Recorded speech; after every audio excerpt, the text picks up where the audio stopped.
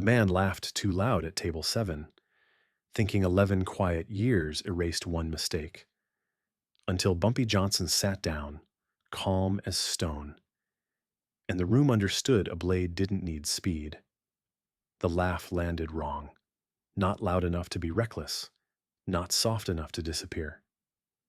It slipped out of the man at table 7, like a habit he never broke, loose, confident, careless. The kind of laugh a man makes when he believes the past has stopped looking for him. Forks paused midair. A glass froze inches from my mouth. Bumpy Johnson didn't look up right away.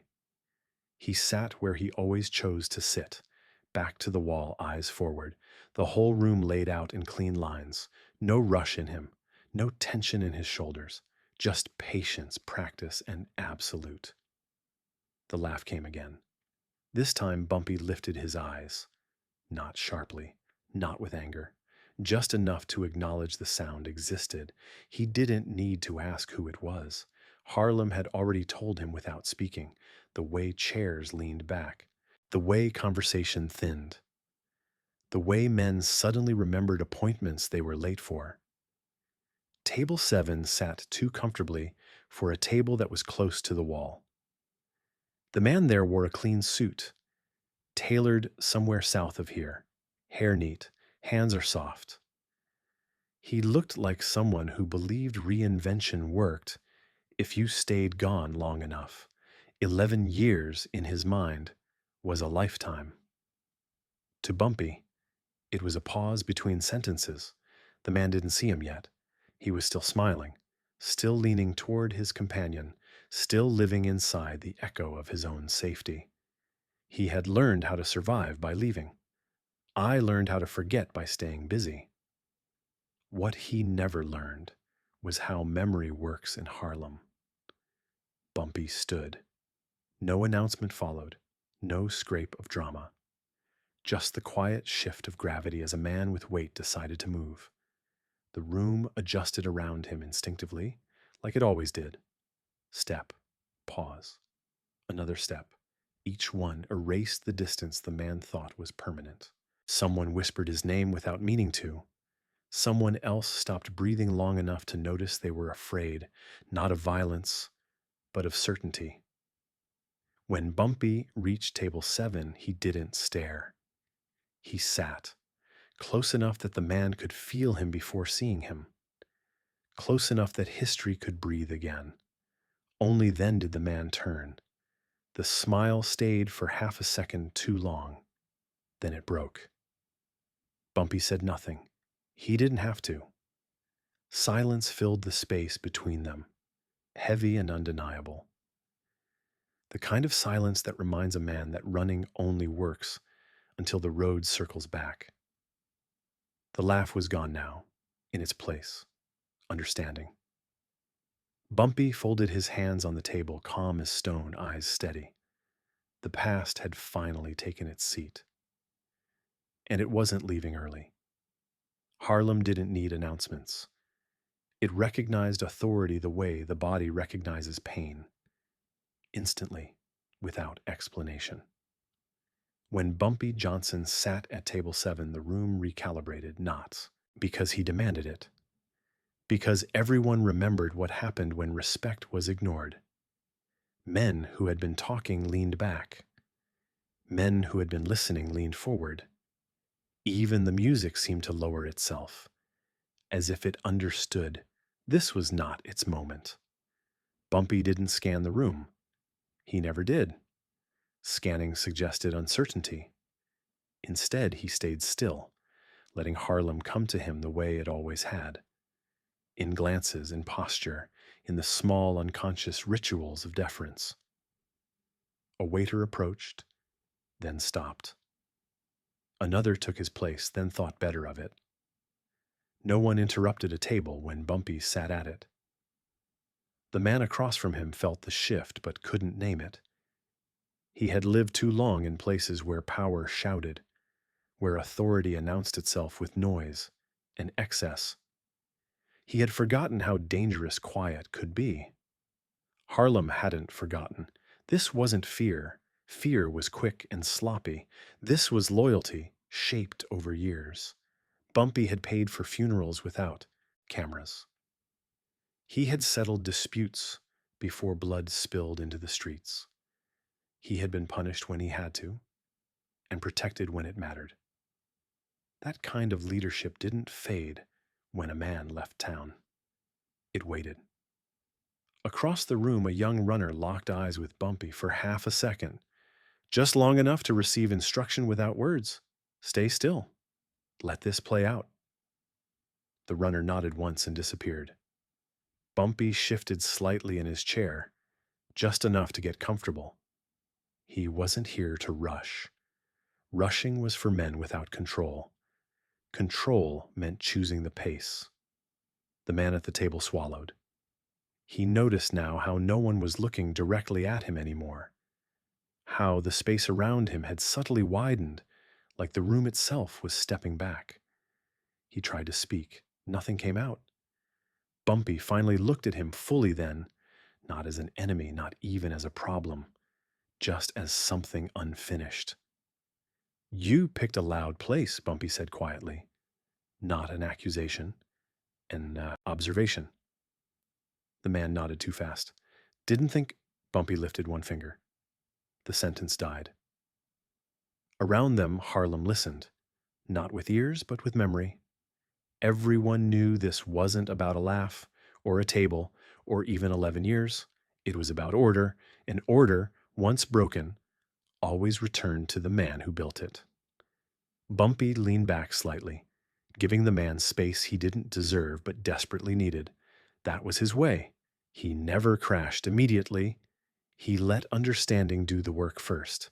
Outside, traffic moved. Life continued. Harlem breathed. Inside, at table 7, the city remembered who sat where, and who never truly left. The man had always believed distance was a kind of absolution. You left. You stayed gone. You became someone else. That was the math he trusted.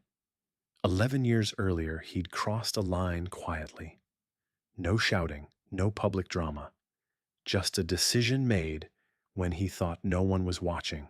Information traded. Loyalty bent. Survival. Chosen over principle. At the time, it felt smart. He disappeared before consequences could form. New city. New name spoken with a different rhythm.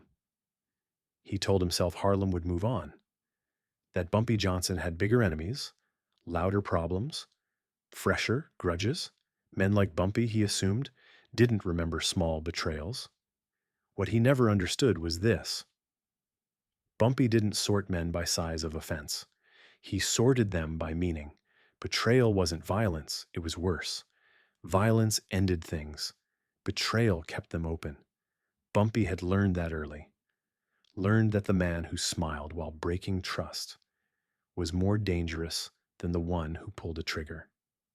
So he never chased immediately, never reacted on someone else's schedule. He waited. Time was not mercy, time was storage. Across from him now, the man felt the weight of that truth settling into his chest.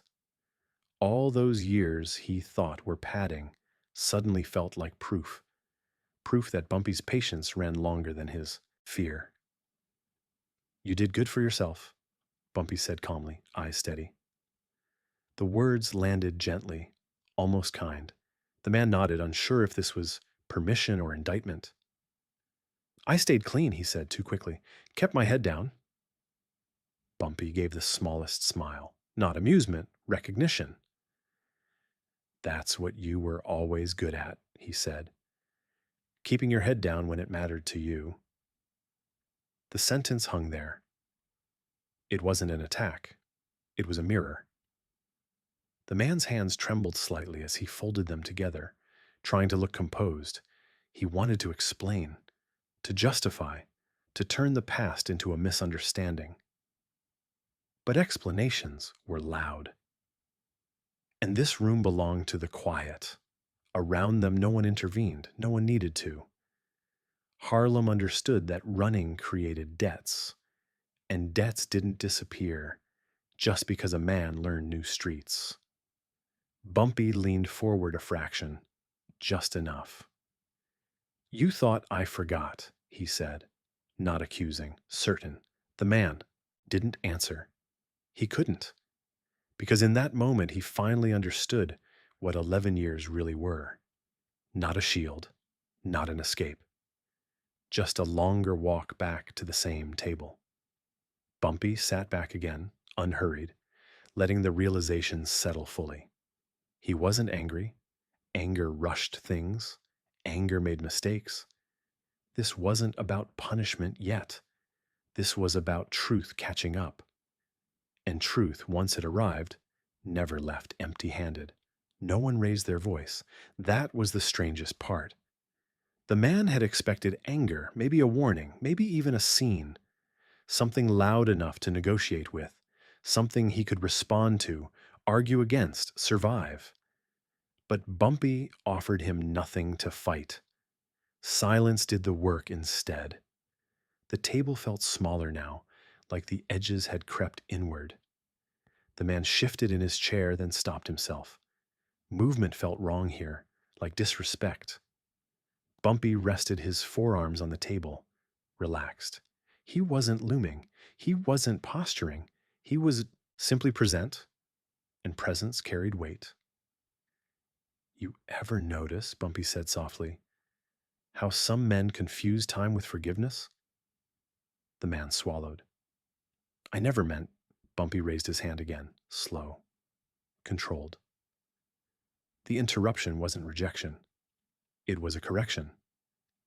I'm not asking why, Bumpy said. Why is for men who want to feel better? He glanced around the room just once. Every face he saw already knew the answer. This wasn't interrogation. This was alignment. Pressure came not from threat, but from narrowing options. The man realized no one would step in. No friend, no staff, no stranger with a sense of heroism. Harlem had decided this was not their moment to speak. This was Bumpy's. You took something, Bumpy continued. Not money, not territory. He tapped the table once with his knuckle, a soft sound, louder than it should have been. You took certainty. That was the wound. That was the line. Certainty kept order. Certainty kept men from guessing wrong. When trust broke quietly, everything around it had to be watched twice as hard. The man's voice came out smaller than he intended. I paid for it. I lost everything. Bumpy looked at him, truly looked this time. No, he said calmly. You lost nothing you valued. The sentence landed with finality. Across the room someone stood, then sat back down when they realized standing was unnecessary. Everything was under control. Bumpy leaned back again, creating space but not relief. This isn't about what happens next, he said. It's about what's already decided. The man felt it then. The trap without walls, the pressure without violence. There was no path forward that didn't pass through accountability. Bumpy wasn't forcing him anywhere. He was letting him arrive. An arrival, in this room, had consequences. The razor didn't appear like a threat. It appeared like a decision already made. Bumpy reached into his coat slowly, deliberately, the way a man does when he has no fear of being stopped. No one flinched, no one gasped. The room had already accepted that whatever happened next belonged here. He placed the razor on the table, not close to the man's throat, not angled for drama, just flat, clean, honest. Metal against wood made a sound sharper than any shout. The man stared at it, breath shallow now. This wasn't how he imagined it ending. He had prepared himself for fists, maybe worse. Something fast, something violent enough to justify panic. This was worse. This was calm. Bumpy didn't touch the razor again. He didn't need to. Its presence was punctuation, Nothing more. A reminder that restraint was a choice, not a weakness. You see, Bumpy said quietly, violence is easy. He let the sentence breathe. Respect takes discipline. The man nodded without realizing he was nodding. Sweat gathered at his temple. His entire body leaned away from the blade, though Bumpy hadn't moved an inch. The power in the room didn't come from the weapon. It came from the fact that Bumpy hadn't used it yet. You ran, Bumpy continued. You lived well, slept clean. Another pause. But you carried this, he said, tapping the table lightly beside the razor. Every day, whether you admitted it or not. The man's voice cracked. What do you want? Bumpy finally picked up the razor. Not fast, not slow. Just enough to remind him that patience could end. I want balance, Bumpy said. And balance costs something. He leaned in then, close enough that the man could smell his cologne, feel the steadiness of his breath. There was no hatred in his eyes, only certainty. This isn't punishment, Bumpy said. This is closure. What happened next was quiet, controlled, almost surgical. No spectacle for the room to feed on, no chaos, just a line drawn where one had been owed for 11 years. The man didn't scream. He didn't fight, because he finally understood. This was mercy, shaped by principle. When Bumpy stood, the razor was gone again, back where it belonged, unseen, finished. The room exhaled as one. Calm had won, and calm in Harlem always spoke the loudest. Bumpy didn't linger. He never did after things were settled. Lingering invited confusion. It turned order into theater. And he had no interest in being applauded for restraint. He straightened his coat, nodded once to the table, not to the man but to the moment, and stepped away. The chair slid back into place behind him, untouched by hurry. Around the room, conversations didn't restart right away. People needed a second, not to process what they'd seen, but to absorb what it meant. Harlem was good at that. It didn't gossip at first. It was memorable. The lesson wasn't the razor, it was the weight. 11 years had passed, and still the account had been balanced. Not out of rage, not out of ego, out of principle. That was the part people carried with them when they left. A young man near the bar whispered, "He could have done worse." An older one shook his head. He did exactly enough. That was Bumpy's legacy. Exactly enough. Outside, the streetlights buzzed, cars passed. Life continued the way it always did when order was held. No sirens, no panic. Just Harlem settling back into itself. Bumpy stepped into the night, the cool air meeting him without resistance. A driver opened the door. Bumpy paused before getting in, looking once more at the block that had raised him, challenged him, stood with him. The community wasn't built on fear. It was built on consistency. Inside that room, men would sit at tables for years to come. They would choose their words carefully. They would remember where laughter belonged and where it didn't.